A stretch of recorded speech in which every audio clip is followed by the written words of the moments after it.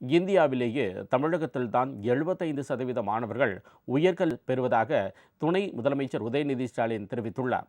இதனை பொறுத்துக்கொள்ள முடியாத மத்திய அரசு பல சூழ்ச்சிகளை செய்து வருவதாகவும் குற்றம் சாட்டியுள்ளார். சென்னை ராயப்பேட்டை YMCA திடலில் திமுக சார்பில் மாணவ மாணவியருக்கு கல்வி ஊக்கத்தொகை வழங்கும் விழா நடைபெற்றது. இதில் துணை முதலமைச்சர் உதயநிதி ஸ்டாலின் கலந்து கொண்டு மாணவர்களுக்கு கல்வி ஊக்கத்தொகையை வழங்கினார். பின்னர் விழாவில் பேசிய அவர், தமிழ்நாட்டின் எதிர்காலம் மட்டுமல்ல, நாட்டின் எதிர்காலமும் மாணவர்கள்தான் என்றார். மாணவர்களால் உருவான இயக்கம்தான் திமுக என்றும், இந்தியாவிலேயே கல்வி உதவித்தொகை அதிகம் வழங்கியது திமுக என்றும் உதயநிதி தெரிவித்தார். முன்னெடுப்புகளால இன்னைக்கு இந்தியாவிலேயே தமிழ்நாட்டில் தான் பள்ளி முடிச்சுட்டு 75% மாணவர்கள், 75% ஸ்கூல் படிக்கிற மாணவர்கள் 75% இந்தியாவிலே தமிழ்நாடு தான் நம்பர் 1 மாநிலம். 75% பேர் இன்னைக்கு உயர்கல்வி காலேஜ் படிக்க போறாங்க. ஆனா இந்த 75% 100% ஆக்கணும்னு நம்முடைய முதலமைச்சர் அவர்கள் அவங்களுடைய பணிகளை செஞ்சிட்டு இருக்காங்க.